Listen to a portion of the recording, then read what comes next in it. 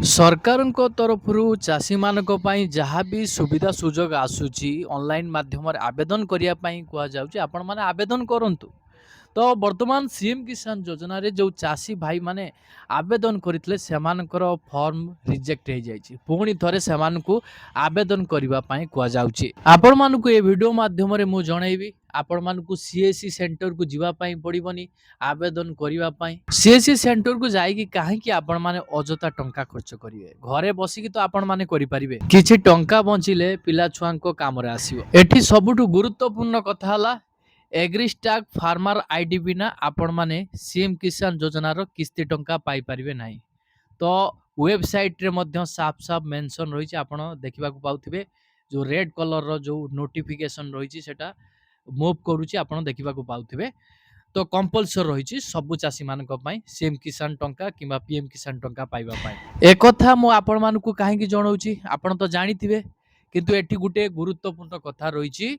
ଆପଣମାନେ କୃଷକ ଓଡ଼ିଶା ପୋର୍ଟାଲରେ ଯେଉଁ ପ୍ଲଟ୍ ନମ୍ବର ଦେଇଛନ୍ତି ସେମ୍ ଟୁ ସେମ୍ ସେଇ ପ୍ଲଟ୍ ଆପଣମାନଙ୍କୁ ଏଗ୍ରିଷ୍ଟାକ୍ ଫାର୍ମର ଆଇଡିରେ ଯେତେବେଳେ ଆପଣ କ୍ରିଏଟ୍ କରୁଛନ୍ତି ସେତେବେଳେ ସେଇ ପ୍ଲଟ୍ ନମ୍ବର ଆପଣମାନଙ୍କୁ ଦେବା ପାଇଁ ପଡ଼ିବ। ଯଦି ଆପଣମାନେ ସେଇ ପ୍ଲଟ୍ ଦେବେ ନାହିଁ ତାହେଲେ ଆପଣମାନଙ୍କର ଏଗ୍ରିଷ୍ଟାକ୍ ଫାର୍ମର ଆଇଡି ହେଇପାରିବନି, ଯାହାଫଳରେ ଆପଣ ଅନେକ ସାରା ଅସୁବିଧାରେ ସମ୍ମୁଖୀନ ହେବେ।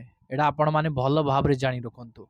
ଏବେ ଏଗ୍ରିଷ୍ଟାକ୍ ଫାର୍ମର ଆଇଡି ଯେଉଁ ଚାଷୀମାନଙ୍କ ପାଖରେ ରହିଛି ସେମାନେ 5ଟି ଲାଭ ପାଇବା ପାଇଁ ଯାଉଛନ୍ତି। ବହୁତ ବଡ଼ ଲାଭ ଆପଣମାନଙ୍କୁ ମିଳିବା ପାଇଁ ଯାଉଛି। ଏହି ସୁବିଧା କେବଳ ଏହି ବର୍ଷ ପାଖରୁ ହିଁ ଲାଗୁ କରାଯିବ।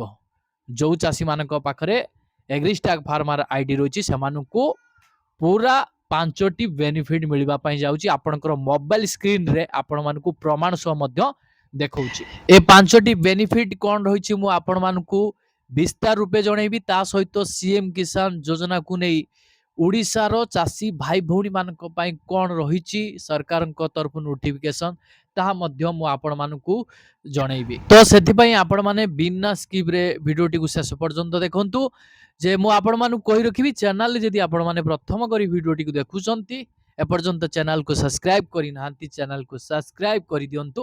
ଭିଡ଼ିଓକୁ ଗୋଟେ ଗୋଟେ ଲାଇକ୍ କରିଦିଅନ୍ତୁ। ତା ସହିତ এইଭଳି ଗୁରୁତ୍ୱପୂର୍ଣ୍ଣ ଭିଡ଼ିଓ ଆପଣମାନେ ରେଗୁଲାର ପାଇବା ପାଇଁ ଆପଣ ନୋଟିଫିକେସନ୍ ବଟନଟିକୁ କ୍ଲିକ୍ କରିକି ରଖିଥାନ୍ତୁ।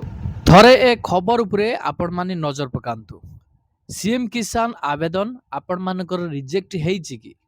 ଯଦି ଆପଣମାନେ ପୂର୍ବରୁ ଆବେଦନ କରିଛନ୍ତି ଆପଣମାନଙ୍କର ଫର୍ମଟି ରିଜେକ୍ଟ ହେଇଯାଇଛି, ପୁଣି ଥରେ ଆପଣମାନଙ୍କ ପାଇଁ ସୁବର୍ଣ୍ଣ ସୁଯୋଗ ଆସିଛି।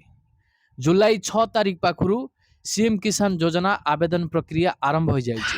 ଯଦି ଆପଣମାନେ ଏପର୍ଯ୍ୟନ୍ତ ଆବେଦନ କରିନାହାନ୍ତି ସିଏମ୍ କିଷାନ ଯୋଜନାରେ ଆପଣମାନେ କେମିତି ଆବେଦନ କରିବେ, କ'ଣ କ'ଣ ଡକୁମେଣ୍ଟସ୍ ଦରକାର ମୁଁ ଆପଣମାନଙ୍କୁ ଜଣାଇବି। ତ ମୁଁ ଆପଣମାନଙ୍କୁ କହି ରଖିବି, ଯଦି ଆପଣମାନଙ୍କର ସିଏମ୍ କିଷାନ ଯୋଜନାର କିସ୍ତି ଟଙ୍କା ଅଟକି ଯାଇଛି ତ ଆପଣମାନେ କେମିତି କ'ଣ ଚେକ୍ କରିବେ, ତ କେଉଁ ଆପ୍ଲିକେସନକୁ ଆପଣଙ୍କୁ ଡାଉନଲୋଡ୍ କରିବା ପାଇଁ ପଡ଼ିବ ସବୁକିଛି ଏହି ଭିଡ଼ିଓ ମାଧ୍ୟମରେ ମୁଁ ଆପଣମାନଙ୍କୁ ଜଣାଇବି। ଧ୍ୟାନ ସେ ଆପଣମାନେ ଭିଡ଼ିଓଟିକୁ ଦେଖନ୍ତୁ, ଧୈର୍ଯ୍ୟର ସହ ଆପଣମାନେ ଦେଖନ୍ତୁ। ଦେଖନ୍ତୁ ଏଠାରେ ଲେଖାଯାଇଛି ଯେଉଁମାନଙ୍କର ସିଏମ୍ ଆବେଦନ ରିଜେକ୍ଟ ହୋଇଥିଲା ସେମାନେ ବର୍ତ୍ତମାନ ପୁଣି ଥରେ ଆପ୍ଲାଏ କରିପାରିବେ। ତ ଆପ୍ଲାଏ କରିବା ପାଇଁ ଆପଣମାନଙ୍କର ଆବଶ୍ୟକତା ଡକୁମେଣ୍ଟସ୍ ଗୁଡ଼ିକ କ'ଣ ରହିଛି ଥରେ ଆସନ୍ତୁ ନଜର ପକାଇବା। ଦେଖନ୍ତୁ ପ୍ରଥମତଃ ଚାଷୀ ଜମି ନିଜ ନାମରେ ଥିବା ଆବଶ୍ୟକ।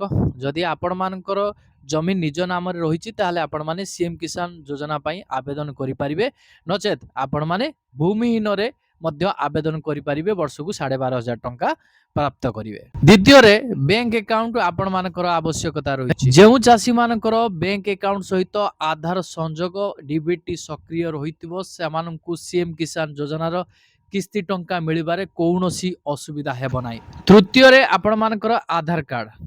ଆବେଦନ କରିବା ପୂର୍ବରୁ ଆପଣମାନେ ବିଶେଷ ଏଥିପ୍ରତି ଧ୍ୟାନ ଦେବେ। ଆଧାର କାର୍ଡରେ ତଥ୍ୟ ଗୁଡ଼ିକ ଆପଣମାନଙ୍କର ସମ୍ପୂର୍ଣ୍ଣ ରୂପେ ଠିକ୍ ରହିଥିବା ଦରକାର। ଯଦି ଆପଣମାନଙ୍କର ଆଧାର କାର୍ଡର ତଥ୍ୟ ଗୁଡ଼ିକ ଭୁଲ ରହିଛି ଆପଣମାନେ ସେଇ ଭୁଲ ତଥ୍ୟ ଗୁଡ଼ିକ ସିଏମ୍ କିଷାନ ଯୋଜନାରେ ଦଉଛନ୍ତି ତାହେଲେ ଆପଣମାନଙ୍କୁ ସିଏମ୍ କିଷାନ ଯୋଜନାର କିସ୍ତି ଟଙ୍କା ମିଳିପାରିବନି, ଆପଣମାନଙ୍କର ଫର୍ମଟି ରିଜେକ୍ଟ ହେଇଯିବ।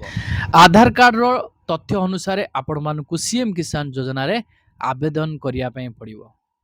ଆଧାର କାର୍ଡର ଯେଉଁ ଡାଟା ଗୁଡ଼ିକ ରହିଛି ଯଦି ଥରେ ମିସ୍ ମ୍ୟାଚ୍ ହେଇଗଲା ତାହେଲେ ଆପଣମାନେ ଫର୍ମ ମଧ୍ୟ ରିଜେକ୍ଟ ହେଇଯିବ, ତାହେଲେ ଆପଣମାନେ କେବେ ବି ସିଏମ୍ କିଷାନ ଯୋଜନାରୁ କିସ୍ତି ଟଙ୍କା ପାଇପାରିବେନି। ତ ବହୁତ ବଡ଼ ଅସୁବିଧା ଏଇଟା ରହିଛି, ଯେଉଁଟାକି ଚାଷୀମାନେ ହିଁ ଜାଣିପାରନ୍ତିନି। ଯେ ଆବେଦନ କରିଦିଅନ୍ତି, ସେମାନେ ଭାବନ୍ତି ଆମେ ଯୋଗ୍ୟ ଚାଷୀ, କିନ୍ତୁ ଏଇଟା ବଡ଼ ମିଷ୍ଟେକ୍।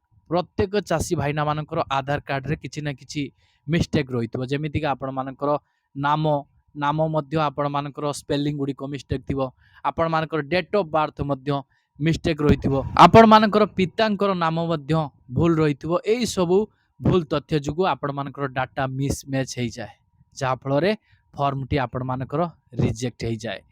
ପଞ୍ଚମରେ ଆପଣମାନଙ୍କର ଫାର୍ମର ଆଇଡି, କୃଷକ ପଞ୍ଜୀକରଣ ହୋଇଥିବା ଆବଶ୍ୟକ। ଏଗ୍ରିଷ୍ଟାକରେ ଆପଣମାନଙ୍କର ଫାର୍ମର ଆଇଡି ଆପଣମାନେ କରିଥିବା ଦରକାର, ଅର୍ଥାତ୍ ଏଗ୍ରିଷ୍ଟାକକୁ ଯାଇକି ଆପଣମାନେ ଫାର୍ମର ଆଇଡି ପାଇଁ ପଞ୍ଜୀକୃତ କରିଥିବେ। ଯଦି ଆପଣମାନେ କରିନଥିବେ, ତାହେଲେ ଆପଣମାନେ ନା ସିଏମ୍ କିଷାନ ଟଙ୍କା ପାଇପାରିବେ, ନା ଆପଣମାନେ ପିଏମ୍ କିଷାନ ଟଙ୍କା ପାଇପାରିବେ।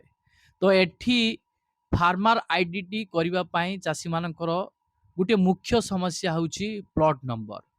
ପ୍ଲଟ୍ ନମ୍ବର କୃଷକ ଓଡ଼ିଶାରେ ଯେତେବେଳେ ଆପଣ ଦେଇଛନ୍ତି ଗୋଟେ ପ୍ଲଟ୍ ନମ୍ବର, ଆଉ ଗୋଟେ ପ୍ଲଟ୍ ଆପଣମାନେ ଦେଉଛନ୍ତି ଏଗ୍ରିଷ୍ଟାକ ଫାର୍ମର ଆଇଡିରେ, ଯାହାଫଳରେ ଆପଣମାନଙ୍କର ଏଗ୍ରିଷ୍ଟାକ ଫାର୍ମର ଆଇଡି ହେଉନାହିଁ। ତ ମୁଁ ଆପଣମାନଙ୍କୁ କହି ରଖିବି, ଯେଉଁ ପ୍ଲଟ୍ ଆପଣମାନେ ଦେଉଛନ୍ତି ସେମ୍ ପ୍ଲଟ୍ ଆପଣମାନେ ଦେବେ।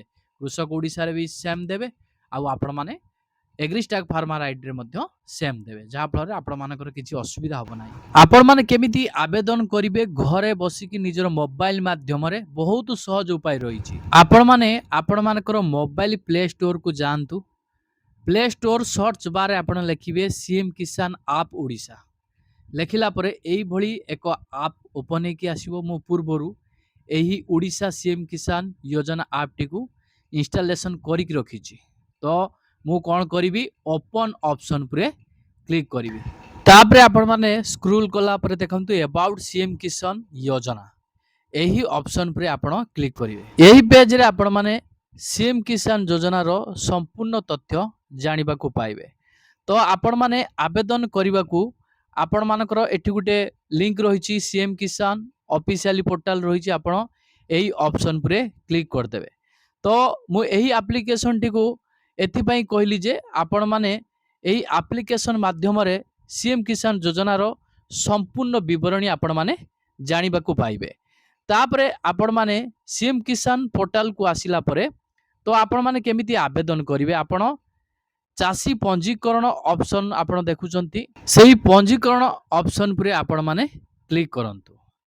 ଯେତେବେଳେ ଆପଣ ଚାଷୀ ପଞ୍ଜୀକରଣ ଅପସନ୍ ଉପରେ କ୍ଲିକ୍ କରିବେ, ତ ଆପଣମାନଙ୍କୁ ଆପ୍ଲାଏ କରିବା ପାଇଁ ଏକ ପେଜ୍ ଓପନ୍ ହେଇକି ଆସିବ। ଏହି ପେଜ୍ରେ ଆପଣମାନେ ଦେଖିବାକୁ ପାଉଥିବେ ଇଂଲିଶର ଫାର୍ମର ରେଜିଷ୍ଟ୍ରେସନ୍ ରହିଛି। ଆପଣମାନେ ସ୍କ୍ରୋଲ୍ କରି କରି ତଳକୁ ଆସିବେ। ଏଠି ଡିକ୍ଲାରେସନ୍ ରହିଛି, ଡିକ୍ଲାରେସନ୍ର ଟର୍ମ ଆଣ୍ଡ କଣ୍ଡିସନ୍ ରହିଛି, ତାକୁ ଆପଣ କ୍ଲିକ୍ କରିନେବେ।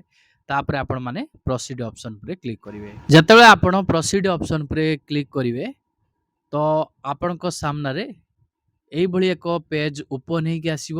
ତ ଆମେ ପ୍ରୋସିଡ୍ ଅପସନ୍ ଉପରେ କ୍ଲିକ୍ କରିଦେବା। କ୍ଲିକ୍ କଲା ପରେ ଦେଖନ୍ତୁ ଏଣ୍ଟର ୟୋର ଆଧାର ନମ୍ବର ଆସିଲା।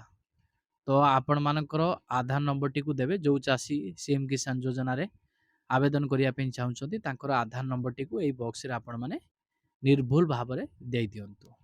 ଦେଲା ପରେ ଏଠି ଯେଉଁ ଗୋଟେ କ୍ୟାପଚା କୋଡ଼ ଆପଣ ଦେଖୁଛନ୍ତି, ଏଣ୍ଟର କ୍ୟାପଚା କୋଡ଼ ବକ୍ସରେ ଆପଣମାନେ এই ক্যাপচা কোডটিକୁ ଦେଇଦେବେ। ଦେଲା ପରେ ଆପଣମାନଙ୍କର ଆଧାର କାର୍ଡ଼ ସହିତ ଯେଉଁ ମୋବାଇଲ ନମ୍ବରଟି ଲିଙ୍କ ଥିବ, সেই ମୋବାଇଲ ନମ୍ବରକୁ ଗୋଟେ ଓଟିପି ଯିବ। ଓଟିପିଟିକୁ ଆପଣମାନେ ଭେରିଫାଇଡ୍ କରିଦେବେ। ଭେରିଫାଇଡ୍ କଲା ପରେ ଆପଣମାନଙ୍କର ନାମ, ଗାଁ, ଠିକଣା, ତା ସହିତ ଆପଣମାନେ ପ୍ଲଟ୍ ନମ୍ବର ଦେଇ ଆପଣମାନେ ସବମିଟ୍ ବଟନ୍ ଉପରେ ଆପଣମାନେ କ୍ଲିକ୍ କରିବେ। ଯଦି ପୁରା ଭିଡ଼ିଓ ଆପଣମାନେ ଆପ୍ଲାଏର ଚାହୁଁଛନ୍ତି, ତାହେଲେ କମେଣ୍ଟ ସେକ୍ସନରେ କମେଣ୍ଟ କରିକି ଜଣାନ୍ତୁ। ଦେଖନ୍ତୁ ତ ଜଣେ ଚାଷୀଙ୍କର ମୁଁ ଆପ୍ଲାଏ କରିଛି, ତ ଆପ୍ଲାଏ ରହିଛି, ସକ୍ସେସଫୁଲ୍ ରହିଛି, ତ ସବମିଟ୍ ମଧ୍ୟ ଆପ୍ଲିକେସନଟି ହେଇଯାଇଛି।